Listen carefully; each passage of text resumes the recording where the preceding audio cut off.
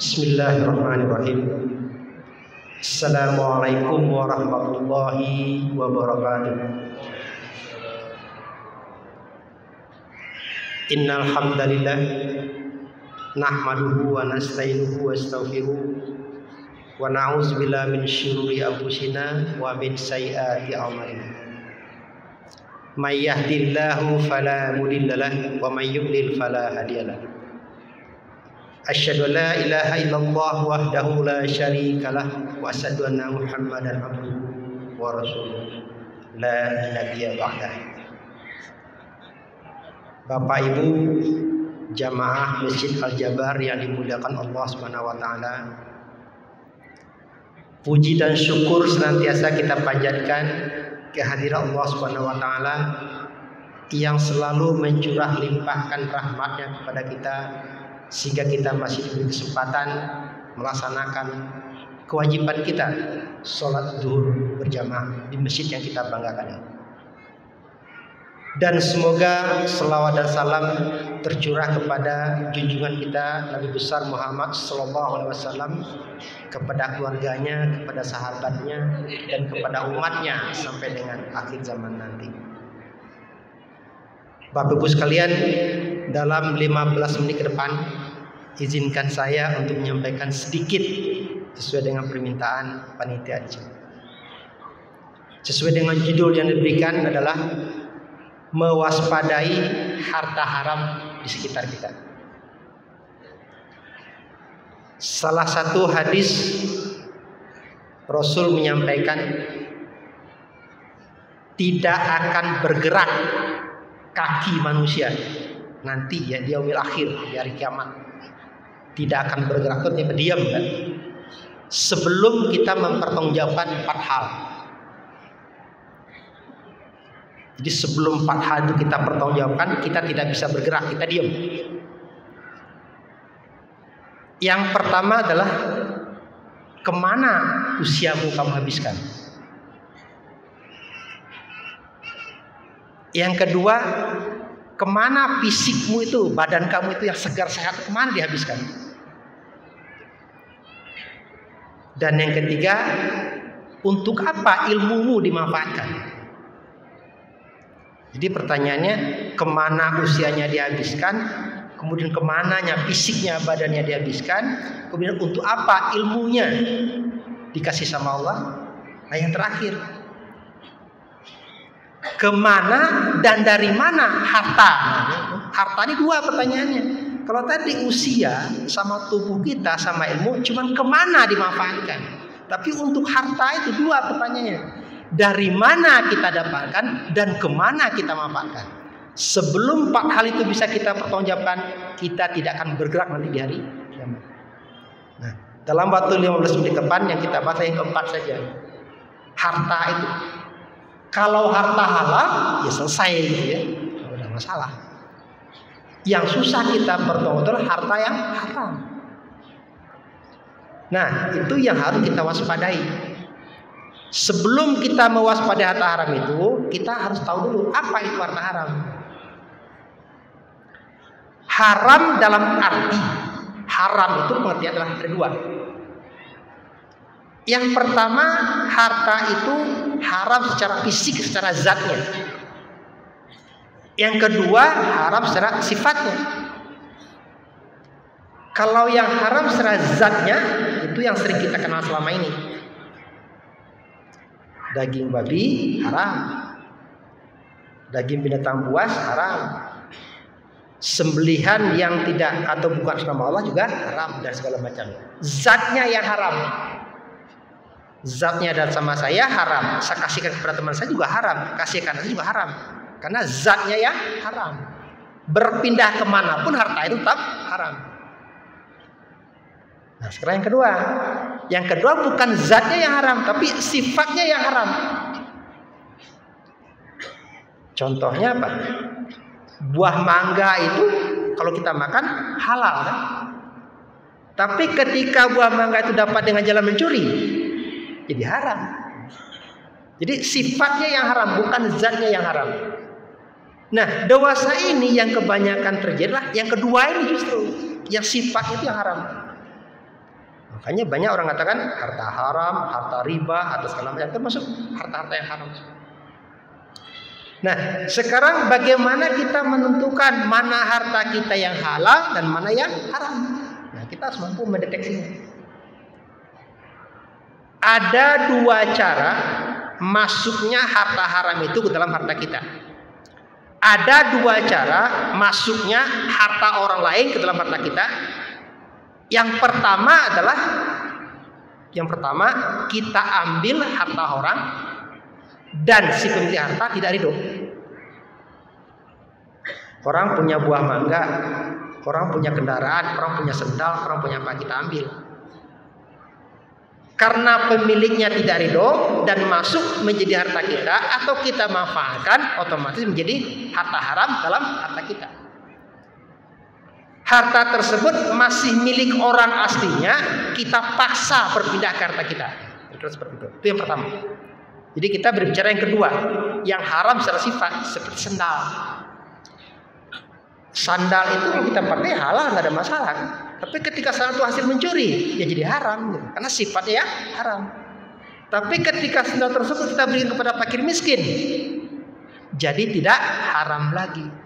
Karena keharamannya itu adalah terhadap pelakunya, bukan terhadap zatnya, bukan terhadap bendanya. Nah, yang kedua inilah yang sering terjadi. Cara masuknya itu ada dua. Yang pertama adalah kita mengambil harta orang tanpa sepengetahuan dia. Artinya apa? Harta tersebut masih pemilik aslinya, kita paksakan masuk ke dalam harta kita. Itu yang pertama. Kita harus tahu jenis harta haram karena berbeda cara bertaubatnya. Kalau kita tidak bertaubat dengan harta haram ini, nanti di akhirat kita menjadi orang yang bangkrut. Kita wajib membayar, di mana tidak ada lagi rupiah. Dengan apa kita bayar? Dengan amal perbuatan kita. Kalau nggak cukup gimana? Kita terpaksa memikul dosa yang bersangkutan. Baik, yang pertama cara masuknya adalah kita memaksa orang lain mengambil harta tersebut masuk ke dalam harta kita. Dan yang kedua, nah ini yang sering terjadi, tapi sering terlupakan. Yang kedua adalah masuknya harta orang lain ke dalam harta kita dengan saling ridho, tetapi melanggar syariat. Ini yang susah kita waspadai. Ini yang wajib kita monitor. Ini yang wajib kita lihat. Ada pertanyaan. Orang tersebut memberikan kepada kita saling ridho. Kenapa jadi harta haram kita? Karena melanggar syariat. Saya memberikan harta kepada siapa, misalkan Pak Odang, misalkan gitu. Pak Odang, ini ada uang saya 100 juta, ya silakan dipakai, digolangkan, silakan deh. Yang penting buat saya dapat bunga per bulan 2 juta. Saya ridho memberikan kepada Pak Odang. Pak Odang juga ridho memberikan kepada saya setiap bulan bunganya 2 juta. Saling ridho kan?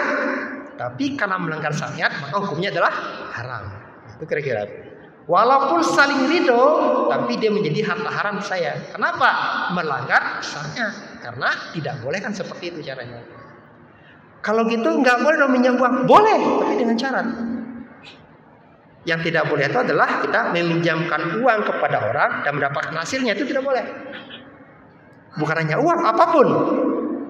Kata Rasul, segala hutang yang mendapatkan manfaat adalah riba. Jadi ketika saya mengutangkan uang kepada Pak Odang tidak boleh memberikan manfaat kepada saya. Bahkan Imam Abu Hanifah ketika dia meminjamkan uang kepada jamaahnya, suatu ketika dia pulang jalan, pas lewat depan rumah jamaahnya itu hujan lebat. Dipanggil, imam kesini, mampir dulu sini, mampir dulu. Kan hujan lebat. Imam langsung berlari. Besok ditanya, kemarin kenapa tidak mau mampir ke rumah saya? Kan hujan lebat. Imam kan jadi basah kuyup. Apa jawaban sang imam? Bukankah engkau punya hutang kepada aku? Aku khawatir hutang itu adalah, atau pertuduhan itu adalah menjadi riba buat saya. Jadi hanya mendapatkan manfaat berturut saya tidak mau gitu. Itulah sampai ke sana, saking hati-hatinya Imam Abu Hanifah bahwa manfaat dari hutang tersebut adalah riba, apapun bentuknya. Itu contoh yang tadi ya, contohnya. Jadi saya ulangi, yang pertama masuknya harta haram ke dalam harta kita adalah kita mengambil harta orang dengan cara paksa. Artinya apa?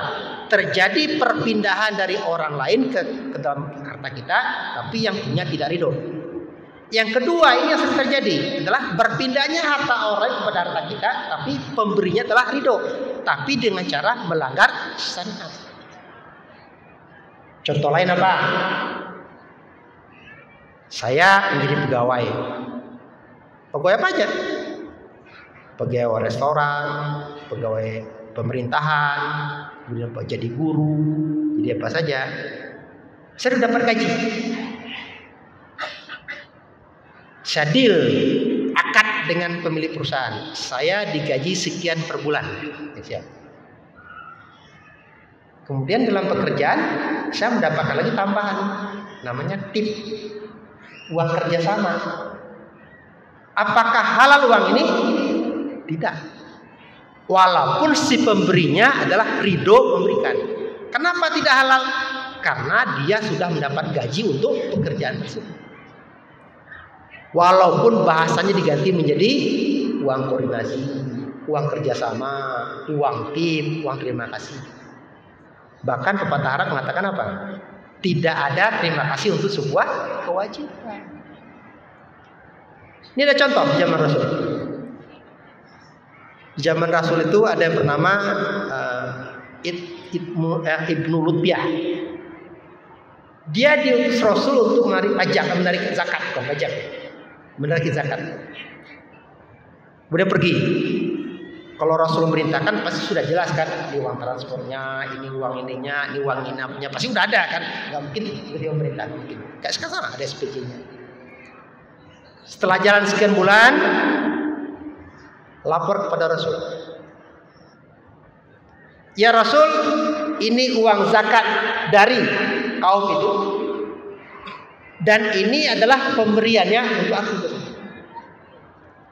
Jadi ada uang zakat disetorkan, ada pemberian buat dia. Rasul langsung merah mukanya. Langsung merah, langsung naik mimbar mengatakan kepada umat bahwa kalau seandainya dia tidur saja di rumah bapaknya atau rumah ibunya, mungkin nggak orang itu ngasih hadiah buat dia? Sampai Rasul berkata seperti itu. Artinya apa? Kalau bukan dia disuruh Rasul sebagai petugas zakat, mungkin nggak orang ngasih hadiah buat dia? Tidak mungkin kan? Makanya hadiah tersebut adalah haram bagi dia. Bahkan dalam hadis lain Rasul mengatakan bahwa hadiah kepada orang sudah mendapatkan gaji dalam suatu pekerjaan maka menjadi hadiah khulul, hadiah khianat. Jadi kalau kita jadi RT, jadi RW, jadi lurah, jadi camat, jadi bupati, jadi wali kota, kalau ada orang ngasih kepada kita, pikir dulu. Seandainya kita tidur saya di rumah bapak kita atau rumah ibu kita, atau bukan menjadi pejabat tersebut, mungkin nggak dia ngantar dia kepada kita? Kalau mungkin halal, tapi kalau nggak mungkin berarti haram. Bisa mungkin nggak? Bisa. Contohnya, saya ditelepon misalkan itu anak saya, ya itu ada yang ngasih hadiah dari tetangga, namanya Anu. Oh nggak usah, nggak terima. Kenapa? Dia kan cuma ngasih hadiah setelah kita tekan surat keterangan, misalnya kalau sudah RT misalkan itu. Gila, tolak. Setelah lagi telepon lagi, ya itu ada yang ngasih hadiah tetangga ya, siapa Ibu Anu. Terima. Nah, anak saya nanya, kok yang tadi nggak terima diterima? Kenapa nggak terima? Kenapa yang kedua diterima? Pertanyaan saya. Karena apa? Sebelum ayah jadi RT pun dia sudah terbiasa ngasih hadiah gitu loh. Nggak apa-apa aku seperti itu. Kenapa? Sudah terbiasa dilakukan sebelumnya. Bukan karena jabatan yang diberikan kepada kita. Itu boleh. Jadi kalau misalkan ada orang ngasih kepada Pak Lurah, Pak Camat, Pak Wali Kota, Pak Bupati, kalau sudah terbiasa sebelumnya nggak ada masalah. Tapi kalau hadiah tersebutlah karena jabatan dia, maka itu menjadi barang haram dan akan dibawa di akhirat nanti. Tegas Rasul mengatakan, apa kata Rasul? Bukankah aku telah menyampaikannya? Jadi ada dua cara masuknya harta kepada kita, harta haram. Yang pertama adalah kita ambil secara paksa. Cara bertaubatnya gimana? wajib dikembalikan kepada pemiliknya. Kalau tidak, nanti di akhirat wajib kita kembalikan. Karena yang namanya hutang wajib dibayar. Kalau nggak bisa di dunia, harus dibayar di akhirat. Jadi harta orang lain yang masuk ke dalam harta kita itu wajib dikembalikan kalau kita ingin bertaubat. Ingat, setiap daging yang tumbuh dari harta haram maka balasnya adalah neraka. Suatu ketika ada orang berdoa, zaman sahabat, ada sahabat yang ngadu, ya Rasul, itu doanya pasti dikabulkan ya Rasul. Dilihat sama Rasul, oh tidak. Kenapa kata Rasul? Itu makanannya pakaian dari barang haram. Orang yang memakan harta haram 40 hari amalannya ditolak. Dikebayang makan harta haram sekarang, 40 lagi baru diterima. Sebelum 40 hari kita makan lagi harta haram, 40 hari lagi baru diterima gitu. Kebayang amalan kita tidak diterima oleh Allah. Gimana dengan sholat? Sama saja kan? Yang pertama, harta haram yang masuk ke dalam harta kita, di mana pemiliknya tidak ridho, wajib dikembalikan. Makanya syarat bertobat itu kan dapat.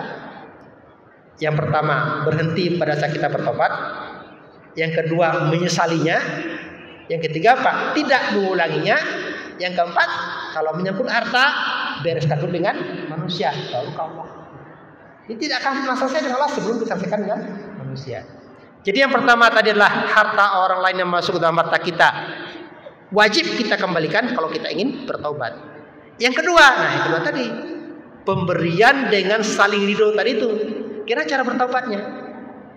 Cara bertaubatnya adalah tidak dikembalikan kepada yang bersangkutan, karena dia sudah memberikan kepada kita dengan ikhlas, tapi disedekahkan kepada fakir miskin. Nah, itu menyelesaikan.